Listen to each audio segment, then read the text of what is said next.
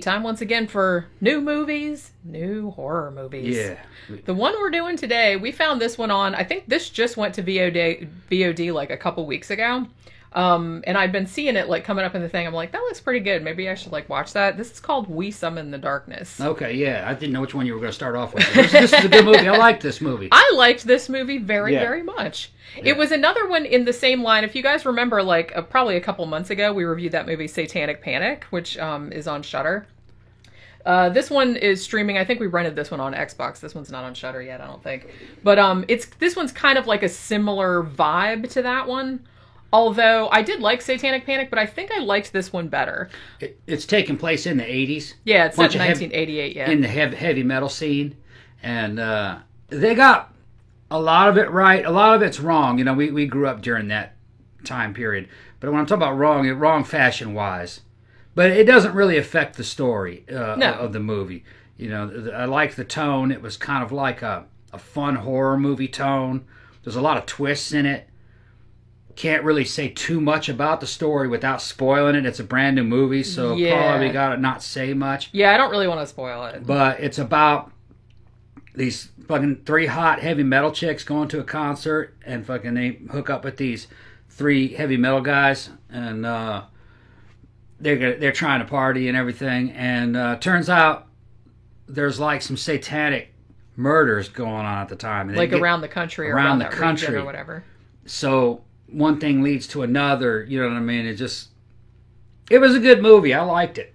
I did too. I think one of the best things about it, I should note that one of the guy that plays one of the heavy metal guys is the same guy that played the boyfriend in Alita Battle Angel. Yeah. I can't remember the actor's name. And then it's got, what's his name from... Johnny Knoxville. Johnny Knoxville's in it. He plays a straight role. He plays role of a fucking televangelist. Yeah. He does a pretty good job. He's not in it a lot, but it's like he really does bring a lot to that role. He's always kind of like, I don't know, there's something like really sinister about like the way he plays it and stuff, which I think is really cool. Yeah, I didn't know Johnny Knoxville could act. I mean, you're not talking about Citizen Kane or anything, you know what I mean? It's just he pulled the role off. Yeah. And like I said, he's probably only in it for about 5 minutes total. Yeah. What they got wrong was the hair. The hair that it wasn't big enough. The hair wasn't big enough, and it wasn't feathered out on the sides. Well, it'd probably be too distracting. I feel like it would probably be too distracting. If and you had heavy metal like girls from this period mostly had fringe on their jackets and their fucking boots. Remember those fucking fringe? Now, I will note that one of the girls did have one of those very accurate, like big, huge fringed purses. Yeah. But that shit was over the top. I mean, you'd see that shit and fucking you'd hear you'd hear fucking like a cowboy on a steel horse I ride, the fucking fringe and shit. It looked tacky as fuck. It did, yeah. So they kind of cleaned them up a little bit for the modern audience. They were cute girls. Yeah. One of them kind of had like a Madonna vibe going on, like a heavy metal Madonna. The other one kind of, I don't know. You just gotta check out for yourself. It's yeah, good. there was one of the best things about this. There was also this weirded me out. So the actress that's in it, Amy Forsyth, who plays kind of like the quiet girl that's like going along with all this. Now she was also, I knew she looked familiar, but I was thinking for some reason it was Abigail Breslin who was in Haunter and she was in the Zombieland movies and stuff. And then I looked at the credits and I was like, wait, that's not the same girl that was in, even though she looked like eerily similar. I'm like, are they fucking related? What is going on? So then I looked at both their Wikipedia pages and I was looking at pictures of them next to each other. I'm like, oh yeah, I guess it's not the same girl. Yeah. This girl that was in this, Amy Forsyth, she was in Hellfest and she was also in season 2 of Channel Zero. So that's probably where I had seen her before, even though I thought she was Abigail Breslin for the whole fucking movie. But one of the best things about this movie is the interplay between the 3 girls, like particularly the 2 that are like the ringleaders, I guess, like the Madonna girl and like the other, like the dark-haired girl. I think the dark-haired girl, her character name was Alexis, and then the Madonna-looking one was named Val.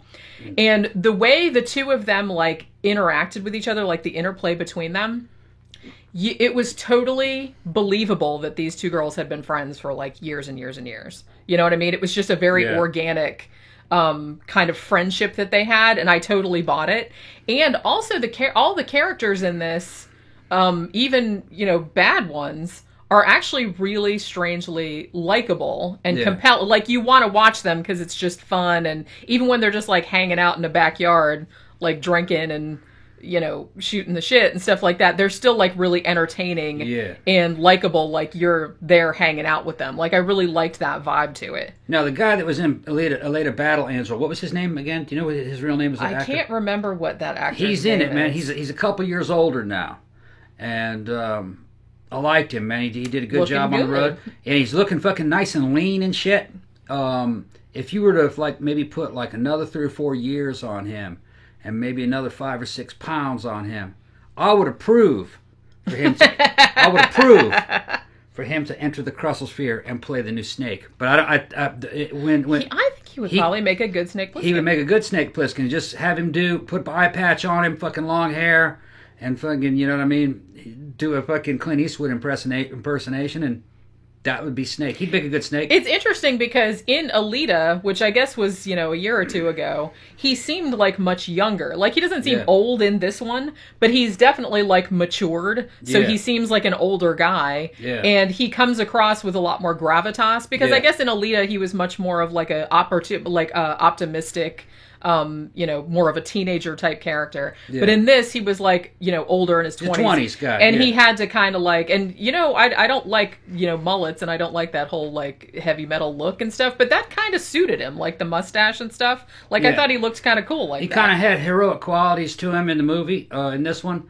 Of course, they made him take his shirt off, which I approved of that too, because he was in good shape. He's very lean looking. He's not massive, but he's lean. And Snake was kind of lean. So I was going like, man, he could pull off Snake Plissken in a couple years. He probably could, now that you're mentioning it. But because he's not so big. You know what I mean? Fucking Snake is a mid-sized guy. You know what I mean? I think this guy's actually a little bit smaller. He might be my size in height. I'm not sure.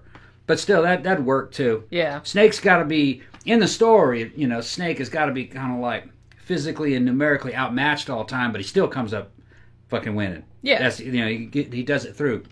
Well, I think that was something that I liked about some of those type of action movies where, ones like Die Hard and stuff like that, where it was just kind of like a relatively normal guy that had to kind of like find their strength and fight back against him. It's like, I like ones like Predator and stuff like that too, where it's just like a bunch of like big muscly dudes. But it's a different type of strength. It's a different type of, Snake was about being slippery. That's exactly what they were talking about. Yeah. You know what I mean? He was fucking sneaky. Yeah. Sneaky and crafty, and that's, And so I think that kid could pull off Snake. They say they're going to remake it. I don't. Well, it would shock me if they didn't get around to it at some point, because they've remade pretty much everything else. Yeah, but they'll probably fuck it up. Even stuff that was like less popular than that movie. But I mean, we'll even Carpenter fucked it up when he came back. So they're going to fuck it up. So it's like, what chances somebody else have? If they're going to fucking let somebody direct Escape from New York, a remake of it, you have the dude who fucking directed VFW do it. Yeah. What was that guy? You remember his name? The guy who directed VFW? Yeah, he can make a Snake Plissken movie. Yeah, because he's really into he understands John Carpenter that and stuff like that. Even though, like I said, he made Bliss too, and you don't like that. What's that? Joe Begos. Yeah, that's his name. But yeah, so this movie. Oh, I should note that this was actually directed by Mark Myers, who also, fun fact, directed My Friend Dahmer, which I still haven't seen yet, even though everyone has recommended it to me, and so it's really, really good. Yeah. So I haven't seen it yet. But this movie, it's just like I said, if you liked Satanic Panic, this is kind of in the same vein as that. Although it has like a lot more twist to it. The character work I liked a lot more in this one. It's not as funny as Satanic Panic, I don't think. I think the humor in this one comes more out of like the relationships and the situation more than it just being kind of like gags. You know what I'm saying? Also some pretty decent gore in this. It seemed like it was pretty bloody. But this is just like a really fun like 80s throwback horror comedy with just like really cool characters, and it's very simple. And like I said, it's got some twists. You can like, I'm not going to spoil anything because I think it would kind of ruin it. Because I kind of suspected how it was going to go, but I wasn't sure exactly like how it was going to go. You know what I mean? Good score too, classical score. I liked it. Yeah, I did like the score as well. But then didn't they use like some actual I kind Yeah, of they used fucking Merciful Fate. They had King Diamond. Yeah, in Merciful there. Fate. That's Yeah. right. I knew it was somebody like that, Yeah. and I laughed because they used Heaven is a Place on Earth. Yeah, yeah. Even though I thought when they played it in the movie, I was like, oh, it's that Belinda Carlisle song, but I guess it was a cover because I looked at the thing at the end and it didn't say Belinda Carlisle, but I remember Belinda Carlisle doing that song. But yeah, so it's streaming everywhere. Like I said, I think it premiered at a festival like last year, like early last year, but it only just came to VOD, I think in April of this year.